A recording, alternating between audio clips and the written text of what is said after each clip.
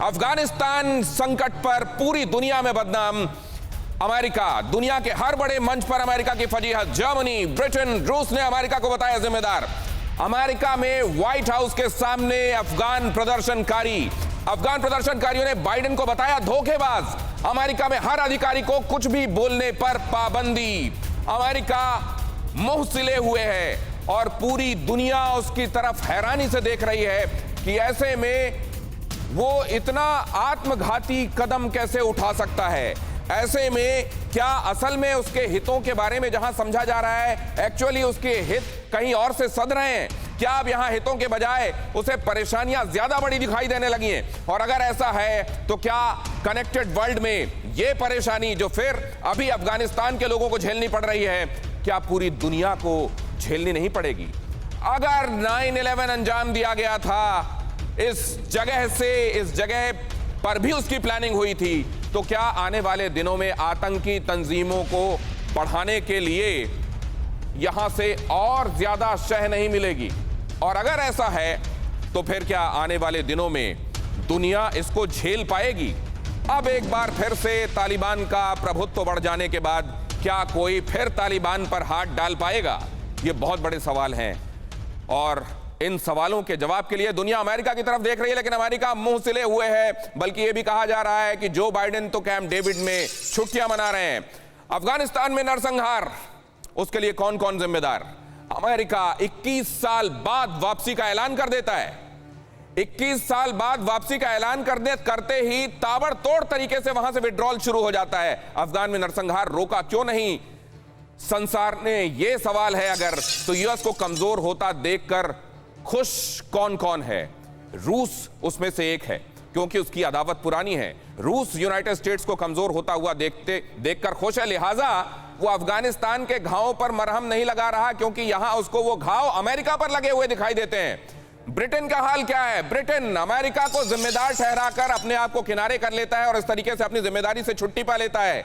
लेकिन ये आग लगेगी तो आएंगे कई घर जद में। क्या ये ब्रिटेन को मालूम है? चीन अमेरिका की जगह लेने के लिए तैयार कर रहा है खुद को, सुपर पावर खुद को साबित करना चाहता है और ऐसे में जितनी न्यूसेंस एलिमेंट्स हैं उनके साथ खुद को मिलाकर दिखाना चाहता है और उनमें से तालिबान एक प्रमुख न्यूसेंस एलिमेंट है। और तालिबान जो उम्मा की बात करता है उसके लिए भी देखिए सूटेबल उम्मा टॉकिंग क्या होती है। उइगर से मुंह फेर लो और उम्मत की बात करो। और तमाम मीटिंग्स के बावजूद यहां खामोशी नजर आती है।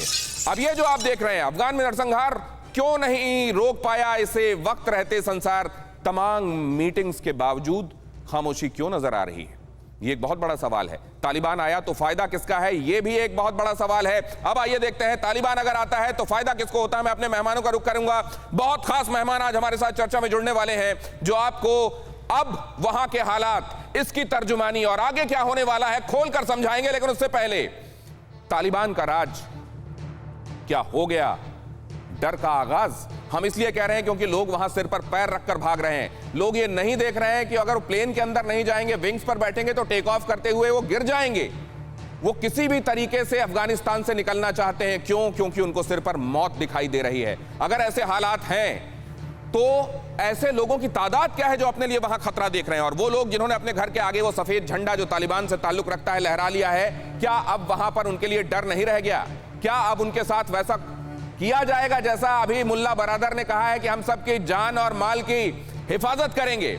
जाहिर है तालिबान के कहे हुए पर यकीन करना अपने आप को धोखा देना है। और ऐसे में वो लोग जो भागने की कोशिश कर रहे हैं, बेशक उनको जान देना ही पड़े इस क्रम में, वो समझते हैं कि तालिबान ने जो कहा है वो नहीं निभाएगा। तारिक फतेह हमारे साथ जुड़ रहे हैं, पाकिस्तान मूल के लेखक हैं और जो अपनी खरी और सही बातों से पूरी दुनिया में जाने जाते हैं और कई बार उनके आलोचक भी उनकी इस बात के लिए तारीफ करते हैं। प्रसून शर्मा विदेश मामलों के जानकार हैं, खासतौर से अफगानिस्तान के बारे में आपको वो चीजें एकदम पारदर्शी तरीके से समझाएंगे। शीलकांत शर्मा जी जुड़ रहे हैं, पूर्व राजदूत हैं। कैसे ही राजनयिक संकट है इस वक्त भारत के सामने, एक यक्ष प्रश्न है।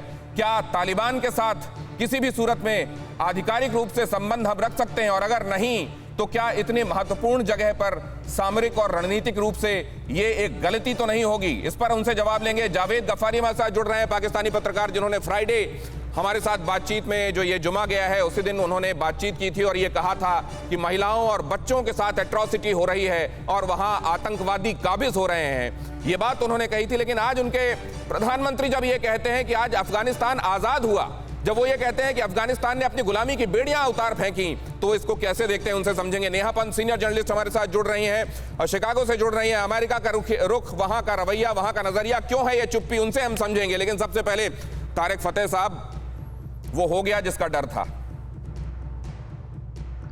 इतना ज्यादा हो गया कि इसका तो किसी को भी डर नहीं था कि अमेरिका खुद काबुल में प्रेसिडेंशियल पैलेस पे कब्जा करे, उसके अंदर सफाई करके सारे डॉक्यूमेंट्स अपने हेलीकॉप्टर से निकाल दे। ये मैं आपको बिल्कुल अपनी सोर्सेज से बता रहा हूं। जब अमेरिकन फोर्सेस ने प्रेसिडेंशियल हाउस पे पूरा कब्जा मुकम्मल किया, उसके बाद उन्होंने तालिबान को इनवाइट किया कि आप अंदर आएं। इससे साबित ये है कि थ्रू आउट दोहा के अंदर जो खलीलजादा साहब और ये तमाम लोग जो कराए के टट्टू, जिसे मैं कहूँगा, जो मर्सनरीज हैं अमेरिका के, जिन्होंने बेवकूफ़ बनाया हुआ था दुनिया को, लोग बार बार कह रहे थे इनसे बचो, ये झूठ बोल रहे हैं। लेकिन खलीलजादा साहब और बाकी पाकिस्तान के जो रिप्रेजेंटेटिव्स हैं, जो ऑब्जर्वर्स थे, उन्होंने बिल्कुल दुनिया भर के आंखों पे पर्दा डाल के अमेरिका के हाथों तालिबान को सीट पे बिठाया। इसीलिए आप देखिए कि पूरी इस कंस्पिरेसी के अंदर किसी अफगान यूनिट ने फायर नहीं खोला है अगेंस्ट दी तालिबान की भर्ती पाकिस्तान से होके अफगानिस्तान में जा रही थी। ये तो जो आप कह रहे हैं तारिक फतेह साहब, ये तो बहुत हैरान करने वाला है, ये बहुत हैरान कुन है। और मैं क्या इसमें ये कह सकता हूँ यूट्यूब ब्रूटस वाली सिचुएशन है क्या? फिक्र आपकी, सोमवार से शुक्रवार रात 9 बजे सिर्फ TV9 भारतवर्ष पर।